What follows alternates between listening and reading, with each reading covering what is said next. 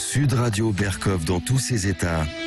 Les perles du jour. Et oui, pendant le Covid, il y a eu des malades intubés. Alors, est-ce qu'on arrive à le faire? Nous, on n'arrive pas à le faire avec les TGV. Apparemment, ce n'était pas possible quand on interroge le ministre de la Santé sur le recours au cabinet privé. On parlait de McKinsey, vous savez, récemment. On a beaucoup parlé ici. McKinsey, ça nous a coûté aux contribuables, puisque c'est l'argent public. Nous avons payé à McKinsey combien? 300 millions, 500 millions de dollars pour des conseils en tout genre, la gestion de la Covid, etc. Eh bien, on a interrogé sur France Info Olivier Véran sur le fait que nous avons besoin... pourquoi avons-nous besoin de cabinets privés? Et voici ce que répondait Olivier Véran. Notre pays était en guerre pendant, ça a été les mots du président, ils étaient vrais. Quand vous devez équiper un TGV en 48 heures pour faire de ce TGV normal un TGV qui va transporter 30 malades en coma, intubés, ventilés du Grand Est vers le sud-est de la France, vous avez 48 heures pour le faire, vous êtes quand même content de trouver des gens qui ont la compétence pour le faire. Ils sont dans le secteur privé, ils sont pas dans les administrations, ils sont pas dans les bureaux de mon ministère. Donc voilà, je vous ai répondu. Eh ben voilà, ils sont dans le secteur privé, là, pour équiper un TGV en TGV sanitaire. Eh ben, non, il y a personne dans le public, donc il faut utiliser le privé. Ah bon?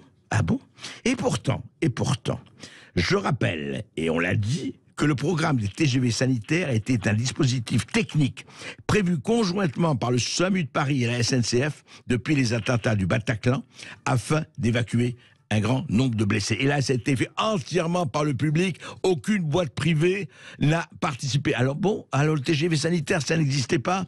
Eh bien, écoutez, c'est très simple. En 2019, donc avant le Covid, un exercice a été fait entre le SAMU de Paris et la SNCF.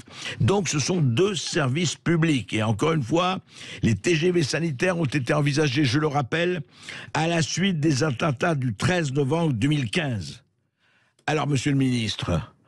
C'était là, alors qu'on ne me dite pas que pour avoir des TGV sanitaires, il faut absolument les conseils privés. Encore une fois, à quoi on joue? Où va notre argent de ce point de vue-là? S'il n'y avait pas eu des lits de réa fermés, on n'aurait pas eu besoin de TGV sanitaires. Et si on a besoin de TGV sanitaires, eh bien ils existent. Les modalités ont été faites depuis novembre 2015. Peut-être que vous pourriez demander à vos services d'aller un peu fouiller. Peut-être vous trouverez les origines de cela. Et a-t-on vraiment besoin de privé? Je ne sais pas. Vous savez, de temps en temps, il faut que le privé soit aussi fait de privation. Merci beaucoup, et ça me permet de faire deux remarques, puisque lundi prochain, nous recevrons les journalistes Mathieu Aron et sa confrère qui publie un livre, Les Infiltrés, sur McKinsey et l'influence des cabinets privés sur la politique publique, et puis les services d'Olivier Véran. On va en parler dans un instant avec Marc Payet pour le ministère des Bras Cassés. Sud Radio Berkov dans tous ses états. Alors, je suis blanc de peau, Nougaro, oui, mais là, il faut plus le dire. Non, on le dit, mais à voix basse. Dites, je suis blanc de peau, parce que, je dois me faire pardonner, je sais, mais voilà, je peux pas changer, c'est comme ça. Et pourquoi on parle de ça? Eh ben, c'est très simple. Tour à tour, Patrick Caram et Yannick Jadot parlent des Blancs à propos de, vous savez, de toute cette histoire Zemmour et compagnie, mais c'est pas le problème de Zemmour ou pas de Zemmour ou tel candidat. Le problème, c'est qu'on peut entendre aujourd'hui, en France, en 2022, voici ce qu'on entendait effectivement mardi, Patrick Caram sur Europe 1, écoutez. Éric Zemmour, lui, veut un vote, un vote aussi ethnique. Il cherche le vote des petits blancs, pas dans le sens mauvais, un petit blanc, c'est-à-dire des blancs frustrés, des blancs de la périphérie, de ceux qui se sentent dépossédés. Voilà, évidemment, voilà, c'est d'autres journalistes qui disaient ceux qui puent des pieds, les Français qui puent des pieds, et puis les Blancs frustrés, voilà. Effectivement, si vous choisissez tel ou tel candidat qui ne correspond pas à votre opinion, vous ne pouvez être qu'un frustré. complotiste, facho-raciste. Là, c'est frustré. Ça tombe très très bien, frustré. Et Yannick Jadot, sur Beurre FM mardi, Yannick Jadot, le candidat EELV à la présidentielle, après avoir parlé de juifs antisémites et de juifs de service, il a remis une couche sur Beurre FM. Écoutez Yannick Jadot. Moi, je fais pas la différence, en fait. Je me pose pas la question. Vous ne posez pas la question. Non, je me pose Alors pas la question des gens. Pourquoi les auditeurs se posent la question? Parce que y en a trop qui instrumentalisent. Bien sûr.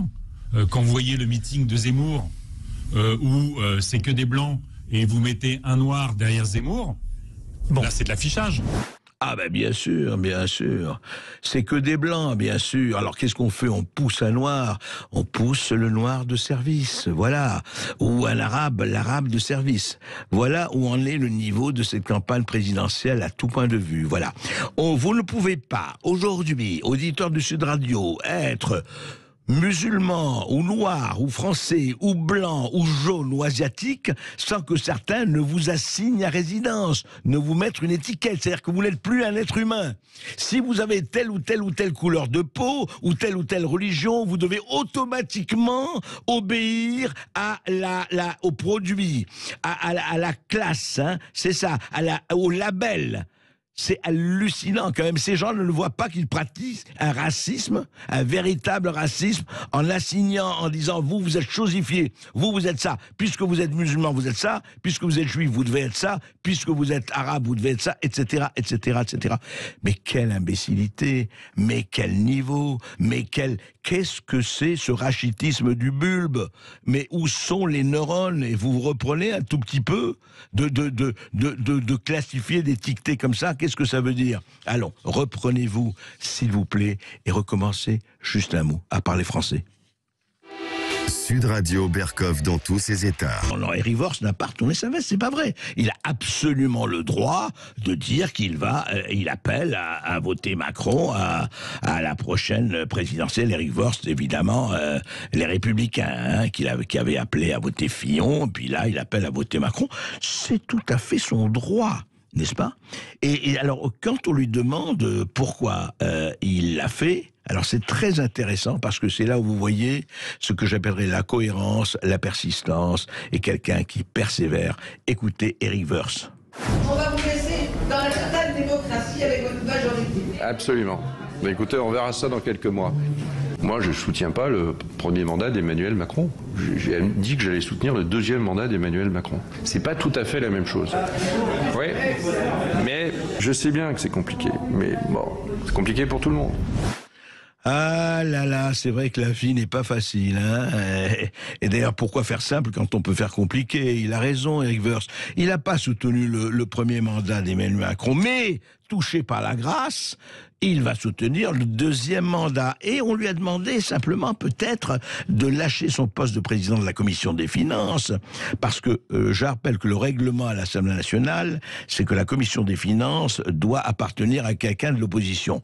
Là, il va appeler à voter Macron, ce qui est son droit le plus strict et sa légitimité la plus totale, mais il n'est plus dans l'opposition. Ah bah, il veut pas, hein.